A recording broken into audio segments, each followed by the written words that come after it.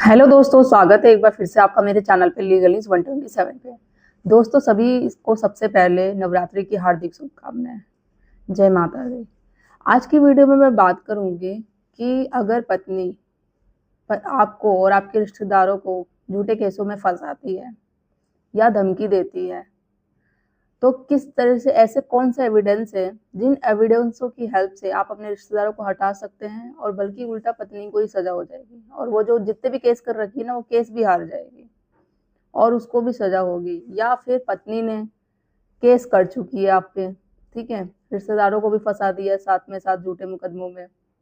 अब फिर आप कैसे एविडेंस करें, कैसे एविडेंस को पता करें, कैसे एविडेंस आप निकाले पत्नी के खिलाफ कि वो केस बंद हो जाए और रिश्तेदारों की भी नाम हट जाए। यहाँ पे दो टॉपिक है, एक तो धमकी दे रही है केस करने की, और एक कि केस कर दूंगी और तुम्हारे रिश्तेदारों को फंसा दूंगी, और दूसरी बात कि केस कर चुकी है और आपको और आपके रिश्तेदारों को उसने फंसा दिया है। तो ऐसे में एविडेंस आप कैसे इकट्ठा करें, कैसे कोर्ट में करें कि जो एविडेंस आप दोगे ना, उससे 100% श्योर पत्नी तो केस हारेगी हारेगी, साथ में उसको सजा भी होगी। तो आज की वीडियो में मैं इसी टॉपिक पे बात करूंगी। वीडियो बहुत ज़्यादा इंपॉर्टेंट होने वाली है। चैनल पे नए जुड़े हैं तो चैनल को लाइक करना, शेयर करना, सब्सक्राइब करना बिल्कुल मत भूलिए और साथ ही बेल आइकन दबा दीजिए ताकि आपको टाइम टाइम पे मेरी वीडियो की नोटिफिकेशन मिलती रहे। तो देखो दोस्तों, जब भी हस्बैंड वाइफ का डिस्प्यूट होता है, जैसे आप सबको पता है, पत्नी झगड़ा करके मायके चली जाती है और जब जाने वाली होती है ना, तो पहले ही आपको धमकी देती है जब आपके साथ रहती, कि भाई मैं तुझ पे केस कर दूंगी, ये कर दूंगी, झूठे केसों में तुझे तुझे पूरे घर वालों को फंसा दूंगी। और वो ऐसा करती भी है, मतलब वो धमकी दे रही है ना। तो सबसे पहले आपको क्या काम करना है कि आप अलर्ट हो जाओ, एक्टिव मोड पे हो जाओ, कि मतलब वो श्योर है जब भी वो यहाँ से जाएगी अपने घर से, ससुराल से, तो वो केस करेगी करेगी। तो आपको क्या करना है, पहले वाइफ का बिहेवियर चेक करना है अपनी, कि आपकी पत्नी उसके बाद, लड़ाई झगड़े के बाद, आपके साथ, आपके परिवार के साथ कैसा बिहेवियर करती है। जो भी काम कर रही है, जो भी वो चेक कर रही है, सिर्फ चेक ही नहीं करना है आपको, मतलब चेक करने का मतलब यह है कि आपको रिकॉर्ड करनी है, ठीक है। उसको पता नहीं चलना चाहिए आपके साथ कैसा बात करती है, आपके मम्मी पापा के साथ या कोई भी रिश्तेदार है उसके साथ उसका बिहेवियर कैसा है, किस तरीके से बात कर रही है, जानबूझ के केस में फंसाने के लिए क्या क्या वो तरीके कर रही है, क्या वो प्लान कर रही है, क्या गेम किस तरीके से खेल रही है। तो वो सारी रिकॉर्डिंग कर लो आप, ठीक है। दूसरा क्या करना है, अगर ऐसा चीजें होती है, वो रोज रोज झगड़ा करती है, किसी न किसी बहाने से वो जान उसकी ना कि हाई मुझे ये लोग निकाल दे, या मैं खुद ही इस तरीके से कर लूँ, ये पूरा एक माहौल एक क्रिएट कर लूँ कि चली जाऊं, फिर पुलिस बुला लूंगी, फिर इनको केस में फंसा दूंगी, इस तरीके से। तो आप क्या करो, उस समय पत्नी को लेके ना आप अलग रह लो, आप उसकी बातों में आ जाओ, बोलो चलो ठीक है, कोई बात नहीं, तुम्हें नहीं रहना साथ में, हम अलग रहते हैं। अब आप बोलोगे ऐसा क्यों भाई, मैं अलग क्यों रहूं अपने पेरेंट्स को छोड़ के। वो इसलिए, ये आगे आपको काम आएगा जब आप अलग रहोगे ना रेंट पे, और फिर आपके साथ झगड़ा वगड़ा करती है, लड़ाई झगड़ा करती है आपकी पत्नी, ठीक है, और फिर आप रिश्तेदारों को वो आपका नाम देती है, धमकी भी देगी कि भाई मैं तुझे केस कर दूंगी, और जाके उसने केस कर दिया, आपके पेरेंट्स को भी फंसा दिया, या किसी रिश्तेदार को भी फंसा दिया। तो आप जाके कोर्ट में ये बोल सकते हैं कि मैं तो इसको लेके अलग रहता था रेंट पे, ठीक है, आप रेंट रिसिप्ट शेयर करो, ठीक है। और जब मेरे पेरेंट्स मेरे साथ ही नहीं रहते, या मेरे रिश्तेदार कोई है ही नहीं, मैं अकेला ही रहता हूँ, हम दोनों ही हस्बैंड वाइफ रहते हैं, तो ये मेरे रिश्तेदारों का नाम कैसे दे सकती है। एक तो ये आपका प्लस पॉइंट हो जाएगा, ठीक है। अब इसके अलावा क्या करना है, जहाँ भी आप रहते हैं ना, आपको पता है आप दोनों में लड़ाई झगड़ा होता है, आस पड़ोस वाले सुनते ही होंगे। तो कोई पड़ोस आपसे पूछता है तो ये नहीं इग्नोर मार कर चले जाओ, कोई बात नहीं, आप हमारे में इंटरफेयर मत करो, हस्बैंड वाइफ में झगड़ा होता है। आप वो चीज़ बताओ, शेयर करो कि किस तरीके से आपको आपकी पत्नी परेशान करती है, ये चीज़ें हैं, इस तरीके से लड़ाई झगड़ा होता है। क्यों? क्योंकि आगे जाके वो काम आएंगे। जब आप सारी बातें बताओगे ना, आगे जाके पत्नी केस कर देगी, झूठे मुकदमे फंसा देगी, तो आपने पहले ही पड़ोस में आपने सारी बात बता रखी है कि हाँ, ये सच में पत्नी इसको सच में परेशान करती थी, डेली लड़ाई झगड़ा करती थी। अगर कोई पूछताछ के लिए पुलिस आती है, इंक्वायरी करती है, या फिर आप भी उनको बोल सकते हैं कि देखो ऐसे ऐसे पत्नी ने मुझ पर केस कर दिया, आप विटनेस के लिए चलो। तो होते हैं काफी लोग अच्छे, वो मान जाते हैं, तो वो विटनेस की गवाही ऐसे काम आएंगे आपके पास, ठीक है। तो वो ये एक फायदा होगा। तो ये सारे तरीके हैं, इस तरीके से आप एविडेंस इकट्ठे कर सकते हैं, पहले ही सिक्योर रहेंगे। क्यों? क्योंकि आपको पता चल गया है पत्नी आपके साथ डेली लड़ाई झगड़ा करती है, वो आपको धमकी दे रही है इस तरीके से, मैं केस कर दूंगी, झूठे केस में फंसा दूंगी। तो आप ये नहीं कि आप हाथ पे हाथ रख के बैठे रहो, आप पहले ही वॉर्न हो जाओ, पहले ही अलर्ट हो जाओ।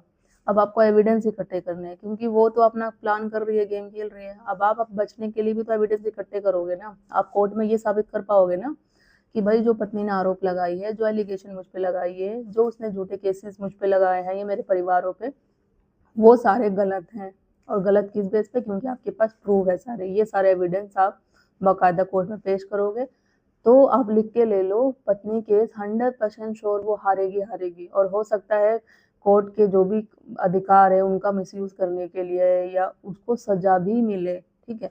और लास्ट बात ये कि अगर पत्नी पढ़ी लिखी है ना, और उसके अलावा वो जॉब भी करती है, हो सके तो पहले ही ये सारे उसके एजुकेशन के, जॉब करती है, उसकी सैलरी स्लिप वगैरह सब क्या है, पहले ही आप अपने पास रखो एज ए प्रूफ में, आगे जाके काम आएगा। क्यों? मेंटेनेंस आने, जो लड़ाई झगड़ा होता है वो मेंटेनेंस केस करती है, तो आप दिखा सकते हो कि देखो पत्नी पढ़ी लिखी है, वेल एजुकेटेड है, या वो जॉब करती है, उसकी सैलरी लास्ट इतनी थी, ये थी, तो आप मेंटेनेंस देने से भी बच सकते हैं, ठीक है। तो ये बात तो हो गया फर्स्ट पॉइंट का कि अगर वो धमकी देती है, आपको पता चल जाता है, आपको आपके रिश्तेदारों को फंसाएगी।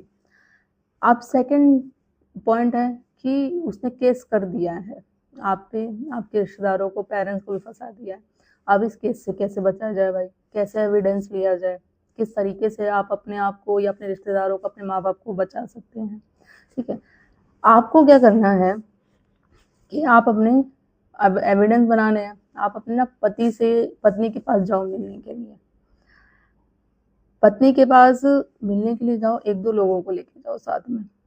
अगर अकेले भी जाते हो तो, अगर 1-2 पर्सन को जैसे लेने जाते साथ में लेके जाते हो आप, चाहे वो आपके रिश्तेदार हो, कोई भी हो, या फ्रेंड सर्कल में कोई भी होगा, ठीक है। सीक्रेट कैमरा आता है, इस तरीके से सीक्रेट कैमरा आता है ना, पता ही नहीं चलेगा। तो जो भी आप लोगों की बातचीत होती है, आपकी पत्नी के साथ होती हो, या आपके सास ससुर के साथ होती है, आपके ससुराल वालों के साथ, किसी के साथ भी होती है, तो वो सारा रिकॉर्ड हो जाएगा, एज ए एविडेंस काम आएगा आएगा वो। अगर कोई नहीं जाता आपके साथ, आप अकेले भी जाओ, वो सीक्रेट कैमरा आप खुद लगाओ। एविडेंस इकट्ठे करने हैं ना आपको, आपको अपने अपने आप को केस से बरी करना है, अपने पेरेंट्स को बचाना है, साथ साथ उन रिश्तेदारों को बचाना है, ठीक है, जिनकी कोई गलती नहीं है, आपके पेरेंट्स की भी, आपकी भी गलती नहीं है, तो कैसे बचाओगे आप? कोर्ट तो सबूत मांगेगा, सबूत आपको देना है, तो इस तरीके से आप करो, ठीक है, और वो एविडेंस काम आएगा। सेकंड कि जब भी अगर आपकी पत्नी से कॉल पे बात हो रही है, आप नहीं मिल रहे, कॉल पे बात होती है, आप अपने फ़ोन पे कॉल रिकॉर्डिंग हमेशा एक्टिव रखो। जब भी बात होती है, पत्नी कोई भी धमकी देती है या उसके माँ बाप धमकी देते हैं, ये कर देंगे, वो कर देंगे, आप देख तेरे को मजा से खाएंगे, अभी तो एक केस किया है, या ये केस कर देंगे, सब रिकॉर्डिंग रखो। एविडेंस हो गया और रिकॉर्डिंग कोर्ट में भाई सबमिट कर दो। क्यों नहीं माना जाएगा कि देखो इस तरीके से हमसे फ़ोन पे धमकी दी जाती है, इन्होंने खुद एग्री किया है कि हम तुझे केस, झूठे केस में फंसा देंगे, ये वो काम आ जाएगा। और आप जब भी अपने ससुराल वालों से बात करते हो ना, चाहे अपने सास ससुर से जो भी बात करते हो, इस तरीके से घुमा फिरा के बात करो ना कि वो लोग खुद ही बोलने को लग जाए, वो खुद मजबूर हो जाए, घुमा फिरा के बात करनी है। और ठीक है, कि वो खुद ही बोलने लग जाए कि हाँ हम तुझे जानबूझ के फंसा रहे हैं, इस तरीके से, तेरी कोई गलती नहीं है, ठीक है। और जब भी मिलने अगर जाते हो, आप वहाँ पे शांत स्वभाव में बैठे रहोगे, मतलब गुस्सा नहीं करेंगे, क्योंकि आपको पता है आप तो निर्दोष है, कोई आपकी गलती है ही नहीं, तो आप बस चुपचाप सुनते जाइए। आपको एविडेंस इकट्ठे करने हैं, उनकी बातों को रिकॉर्ड होने दीजिए, ठीक है। सेकंड, जैसे मैंने बोला, आस पड़ोस के लोगों से सारी बातें शेयर करनी है। इसमें भी जब लड़ाई झगड़ा होता था, सारी चीज़ें आप उनको बोलो किस तरीके से, देखो आपको पता है लड़ाई झगड़ा होता था, आप बहुत अच्छे लोग होते हैं इस दुनिया में, अगर कुछ लोग नहीं मना करते, कुछ लोग एग्री भी हो जाते हैं, ठीक है, तो एज ए विटनेस उनको भी आप लाके खड़ा कर सकते हैं, ठीक है, कोर्ट में। और वही मेंटेनेंस देने से बचने के लिए, पत्नी पढ़ी लिखी है, जॉब कर रही है, वो सारी चीज़ें आपके पास प्रूव है, एविडेंस इकट्ठे करो, उसको दो, ताकि वो मेंटेनेंस के केस करेगी तो मेंटेनेंस देने से बच जा सके। और वो अपनी मर्जी से छोड़ के गई है, झूठे एलिगेशन जैसे साफ हो जाएंगे कि भाई ये सारे इसके फॉल्स एलिगेशन थे, सारे झूठे केसेस थे। जब झूठे केसेस डिसमिस हो जाएंगे, मेंटेनेंस देने की वैसे जरूरत नहीं पड़ेगी, और ये आप प्रूव कर दोगे कि पढ़ी लिखी है, जॉब करती है, डिटेल्स वगैरह दे देंगे।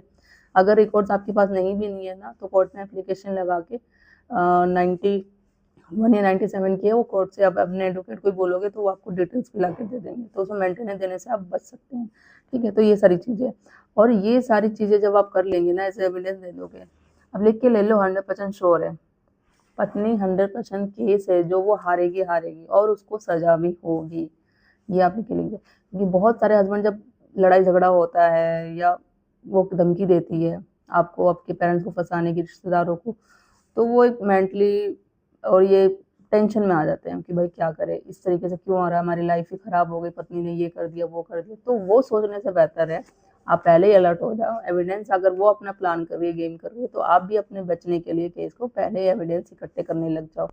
या फिर उसने कर भी चुकी है तो अभी भी देर नहीं हुई है, अभी भी आपके पास बहुत टाइम है, आप एविडेंस इकट्ठे करो। केस से बाहर निकलना है आपको, अपने पेरेंट्स को निकालना है, रिश्तेदारों को निकालना है, तो इस तरीके से आप करो। एविडेंस जितना दोगे उतनी जल्दी वो केस हारेगी और अपने ही जो उसने प्लान बनाया था उस चीज़ में वो बिल्कुल सक्सेस होगी नहीं होगी और जीत आपकी ही होगी। तो इस तरीके से एविडेंस है, क्योंकि बहुत सारे ऐसे सब्सक्राइबर, बहुत सारे ऐसे पति है जो परेशान है अपनी पत्नी से बिना किसी रीज़न के। बहुत सारे अपने वो उनके पेरेंट्स परेशान है किस तरीके से निकला जाए झूठे केसों से, या जैसे वाइफ धमकी देती है किस तरीके से एविडेंस बनाया जाए। तो ये तरीका है आपको। तो आई होप गाइज आप सबको हेल्प मिली होगी। मेरी वीडियो को ज़्यादा से ज़्यादा लोगों तक शेयर करिए। कुछ क्वेरी हो तो कमेंट में करके पूछ सकते हैं और चैनल को सब्सक्राइब करना बिल्कुल मत भूलिए। जल्दी मिलती हूँ मैं एक ऐसे इन्फॉर्मेटिव वीडियो के साथ। तब तक के लिए थैंक यू।